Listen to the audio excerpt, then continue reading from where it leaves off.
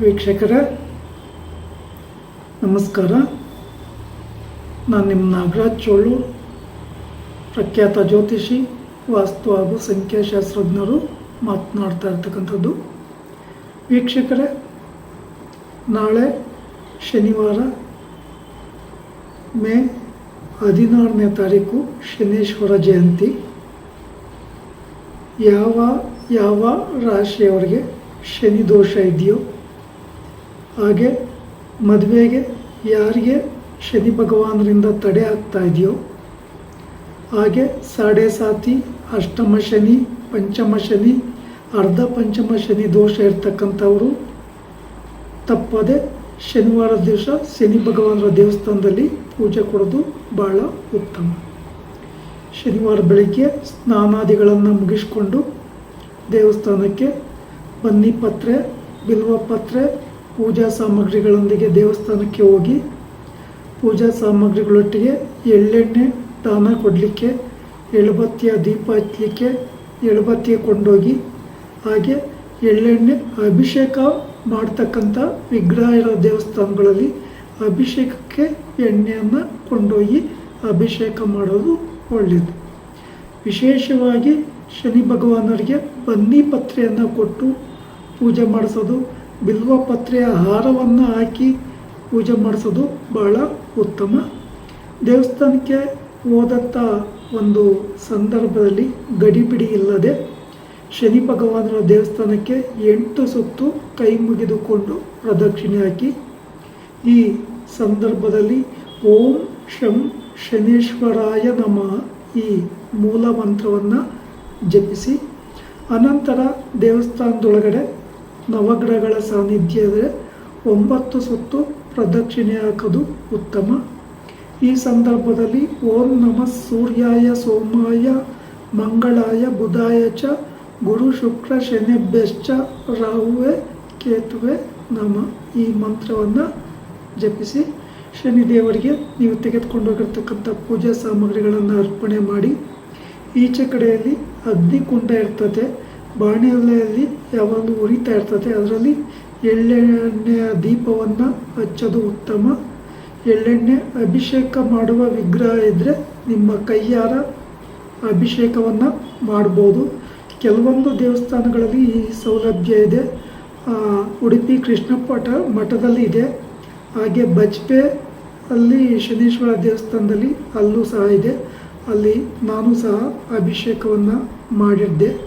ಹಾಗಾಗಿ ಎಲ್ಲಿ ಅಭಿಷೇಕದ ವಿಗ್ರಹ ಇರ್ತದೋ ಆ ವಿಗ್ರಹಕ್ಕೆ ಅಭಿಷೇಕವನ್ನು ಮಾಡ್ತಕ್ಕಂಥದ್ದು ಭಾಳ ಉತ್ತಮ.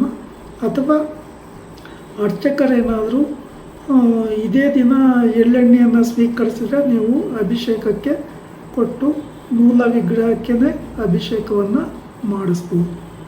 ಇನ್ನು ಮೇಷರಾಶಿಗೆ 7ನೇ ಶನಿ, ಹಾಗೆ ಸಿಂಹ ರಾಶಿಗೆ ಅಷ್ಟಮ ಶನಿ, ಕನ್ಯಾ ರಾಶಿಗೆ 7ನೇ ಮನೆಯಲ್ಲಿ ಶನಿ ಭಗವಾನರಿದ್ದಾರೆ, ವೃಶ್ಚಿಕ ರಾಶಿಗೆ ಪಂಚಮ ಶನಿ, ಕುಂಭ ಮತ್ತು ಮೀನ ರಾಶಿಯವರಿಗೆ ಸಾಡೆ ಸಾತಿ ಶನಿಯ ದೋಷ ಇರೋದ್ರಿಂದ, ಧನುಸ್ಸು ರಾಶಿಯವರಿಗೆ ಅರ್ಧ ಪಂಚಮ ಶನಿ ದೋಷ ಇರೋದ್ರಿಂದ ತಪ್ಪದೆ ಇವರು ಶನಿ ಭಗವಾನರ ದೇವಸ್ಥಾನಗಳಲ್ಲಿ ಪೂಜೆ ಕೊಟ್ಟು ಪ್ರಾರ್ಥನೆ ಮಾಡ್ಕೊಳೋದು ಭಾಳ ಉತ್ತಮ.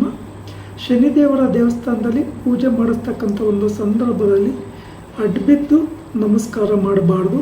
ನಿಂತುಕೊಂಡೆ ಕೈ ಮುಗಿದುಕೊಂಡು ಶ್ರದ್ಧಾ ಭಕ್ತಿ ಗೌರವದಿಂದ ಪ್ರಾರ್ಥನೆ ಮಾಡಿಕೊಂಡು ಪೂಜೆ ಕೊಡೋದು ಒಳ್ಳೆಯದು. ಶನಿವಾರ ಕಟಿಂಗ್ ಶೇವಿಂಗ್ ಮಾಡಿಸ್ಬೇಡಿ.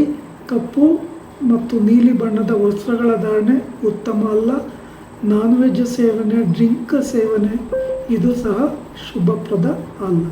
ಹಾಗೆ ಶನಿವಾರ ಹೊಸ ವ್ಯಾಪಾರ ವ್ಯವಹಾರಾದಿಗಳಿಗೂ ಉತ್ತಮವಾಗಿ ಇರುವುದಿಲ್ಲ.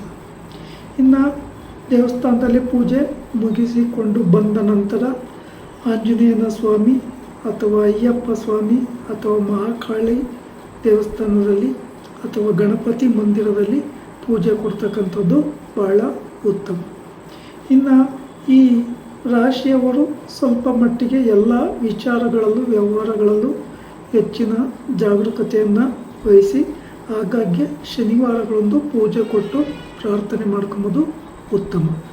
ಇನ್ನು ಈ ರಾಶಿಯವರಿಗೆ ಕೆಲವರಿಗೆ ಗುರುಬಲ ಇರೋದಿಲ್ಲ, ಅವರಿಗೆ ಸಂಬಂಧಿಸಿದ ಪರಿಹಾರಗಳನ್ನು ತಿಳಿಸಿರ್ತೇನೆ.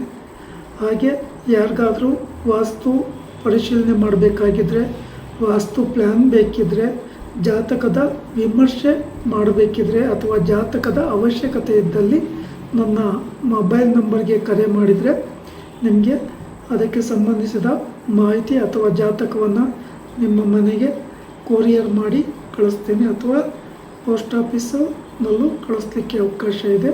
ಇನ್ನು ವಾಸ್ತು ಪರಿಶೀಲನೆಗೆ 2 ದಿನ ಮುಂಚಿತವಾಗಿ ತಿಳಿಸಿದರೆ ನಾನು ನಿಮ್ಮ ಮನೆಗೆ ಬಂದು ವಾಸ್ತು ಪರಿಶೀಲನೆ ಮಾಡಿ ಸೂಕ್ತ ಸಲಹೆ ಮಾರ್ಗದರ್ಶನ ತಿಳಿಸ್ತೇನೆ.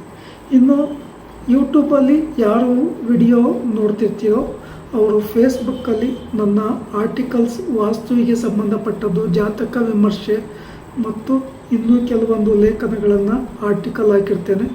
ಅವುಗಳನ್ನು ಫೇಸ್ಬುಕ್ಕಲ್ಲಿ ಹೋಗಿ ನೋಡ್ಬೋದು. ವೀಕ್ಷಕರೇ, ಈ ವಿಡಿಯೋ ಇಷ್ಟ ಆಯಿತು ಅಂದರೆ ಲೈಕ್ ಮಾಡಿ, ಶೇರ್ ಮಾಡಿ, ಫಾಲೋ ಮಾಡಿ, ಆ ಲೈಕನ್ನು ಒತ್ತಿ, ಬೆಲ್ಲೈಕನ್ನು ಒತ್ತಿ. ನಮಸ್ಕಾರ.